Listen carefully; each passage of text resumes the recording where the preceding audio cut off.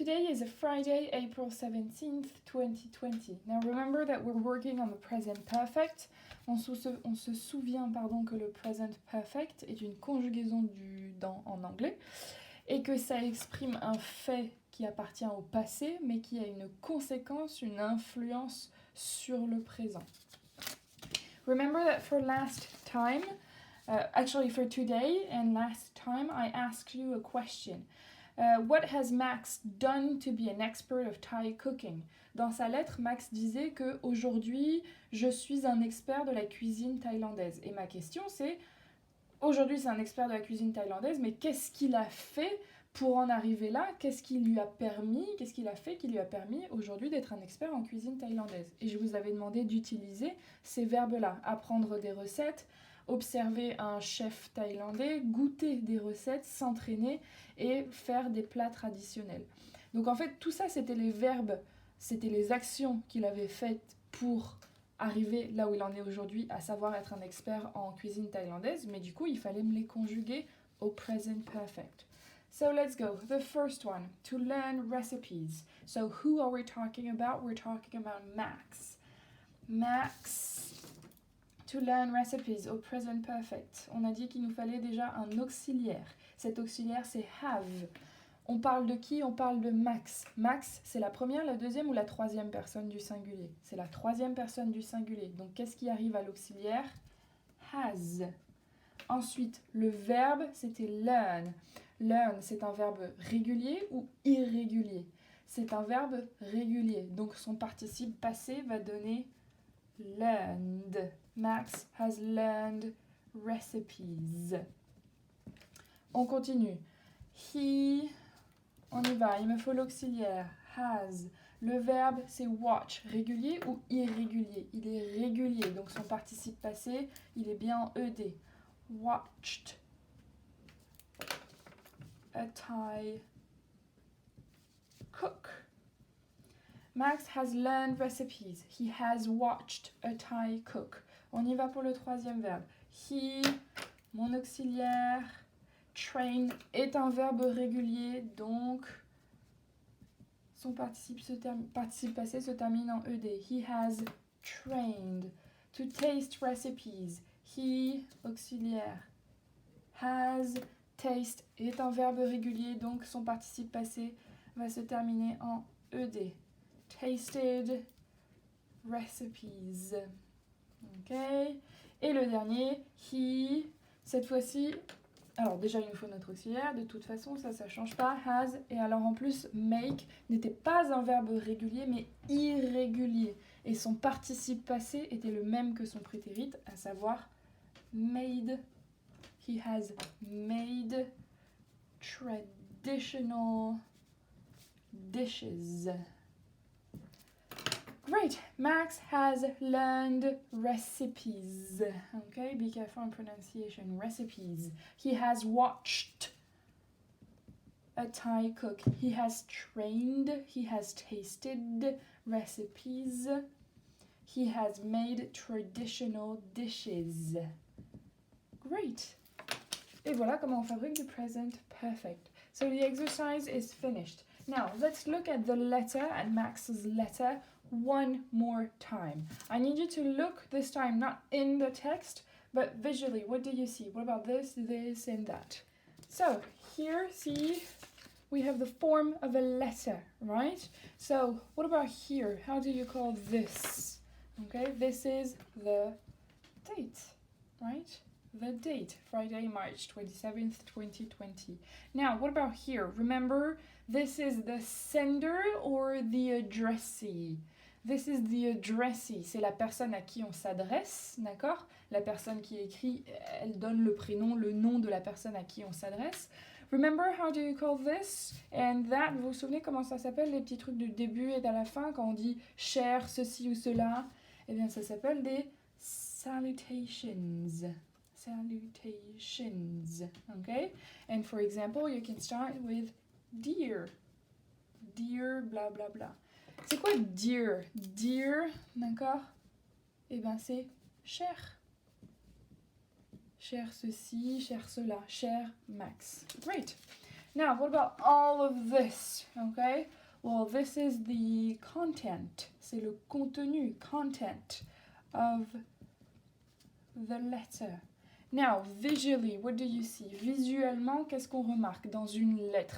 Est-ce que c'est la même chose? Est-ce que c'est la même disposition ou la même construction qu'un article, qu'une page de roman, qu'une nouvelle? À quoi ça ressemble? Bon, je sais qu'il y a beaucoup de couleurs, donc on voit pas très bien, mais déjà, rien que d'un point de vue visuel, on a ça là. Ça s'appelle comment ça? Ça s'appelle des alinéas.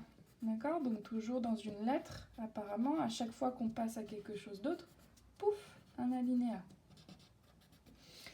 Si on regarde les catégories qu'on avait faites, donc il y avait la catégorie noire qui était un petit peu partout.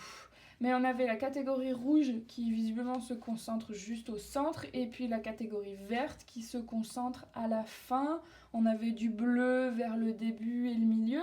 En fait, une lettre, eh ben, ça se construit aussi par thème, ce dont on va parler, d'accord? So you have topic 1, topic 2, topic 3. A topic, d'accord, un thème. Donc quand on écrit une lettre, déjà, on met la date dans la lettre, la date à laquelle on écrit. On met une petite phrase de salutation, dear, et puis le prénom ou le nom de la personne à qui on s'adresse, the addressee. On a le contenu de la lettre. À chaque fois qu'on parle d'un nouveau thème, on fait un alinéa. Thème numéro 2, alinéa. Thème numéro 3, alinéa. And to finish with, we also have salutations. Here, is it the addressee or the sender? The sender. So we have the name of the sender. Et ici, donc, on signe, d'accord, avec le nom, avec son nom, la personne qui a envoyé marque son nom. Et vous avez là la construction typique d'une lettre. Pourquoi est-ce qu'on voit ça aujourd'hui? Parce qu'au moment de la rentrée, eh bien, on va travailler sur ce format de lettre. Et vous vous doutez bien qu'à un moment donné, je vais sans doute vous demander vous-même d'écrire votre lettre en utilisant du present perfect. Mais ça, ce sera pour bien après et pour quand on se reverra en face à face. Great, so for today, you need to write the date. Please make sure that you made the correction, okay? No classroom English for today, but a very little toolbox, and then maybe you can add this in your copybook, okay? Now, let's talk about something important, the homework. Alors, vous savez qu'on va peut-être reprendre les cours à partir du 11 mai, c'est même pas encore sûr. Ça dépend si notre région est déconfinée avant les autres. Bref, ça veut dire que là, on a 2 semaines de vacances. 2 semaines de vacances pendant lesquelles je ne vous ferai pas de cours, je ne vous ferai pas de vidéos. Je vais vous donner un petit travail à faire. Et on doit normalement se revoir sous forme de vidéo pendant encore 1 semaine avant la reprise en face à face. D'accord? Les vacances se termineront 1 semaine avant le 11 mai. Donc je vous donne vraiment rendez-vous. Le lundi, ce sera le lundi... donc je viens de vérifier. On se revoit en vidéo, d'accord? Pour le 4 mai. Le 4 mai, vous devez vous reconnecter à Pronote et je remettrai des vidéos pour toute la semaine du 4 au 11 mai. Et avec un petit peu de chance, la semaine du 11 mai, si ça se trouve, on se reverra en face à face. So for the holidays, I'm going to give you some homework, okay? First, you need to watch the YouTube videos again. J'ai besoin que vous soyez au point, à jour sur toutes les vidéos que j'ai pu poster depuis le début du confinement. Donc ce qu'il faut que vous fassiez, c'est que vous alliez sur YouTube, d'accord, et vous tapez dans la barre de recherche Mrs. Vrigno 4e B et D, séquence 5, séance, et après, nous, ensemble, on a fait 13 vidéos. Donc il faut que vous soyez à jour de la séance numéro 1 à la séance numéro 13. Donc ça veut dire que dans YouTube, vous écrivez Mrs. Vrigno 4e B et D, séquence 5, séance 1, et après vous changez, vous mettez séance 2, 3, 4, tout ça jusqu'à 13. Donc soyez sûrs pendant les vacances d'avoir revu les 13 vidéos. Je vous demande pas d'écrire, je vous demande pas de refaire les exos, juste re-regarder les vidéos pour bien vous rafraîchir la mémoire sur le present perfect et le vocabulaire qu'on a vu, d'accord? Tout le monde doit être à jour sur les 13 vidéos depuis le début du confinement. Et ensuite, je vous donne un quiz Kahoot à faire. Je vais mettre le lien dans le cahier de texte, vous n'avez plus qu'à cliquer sur le lien, entrer votre pseudo et commencer à jouer. Mettez un pseudo avec votre prénom. Je ne veux pas de pseudo ridicule, je ne veux pas de pseudo où je ne sais pas qui c'est. Vous mettez votre prénom dedans, d'accord? Après, vous mettez 3, 4, 5, je m'en fiche, mais au moins, il y a votre prénom dedans, d'accord? Comme ça, je sais qui c'est, parce que je peux voir qui a fait le caout. Tout le monde doit faire le caout, mais juste une fois par personne. Vous ne refaites pas le caout 5 ou 6 fois, parce qu'après, ça va bloquer le nombre de joueurs.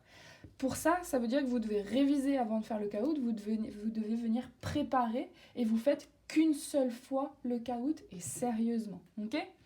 Et c'est tout pour les vacances, on se revoit sous forme de vidéo à partir du 4 mai.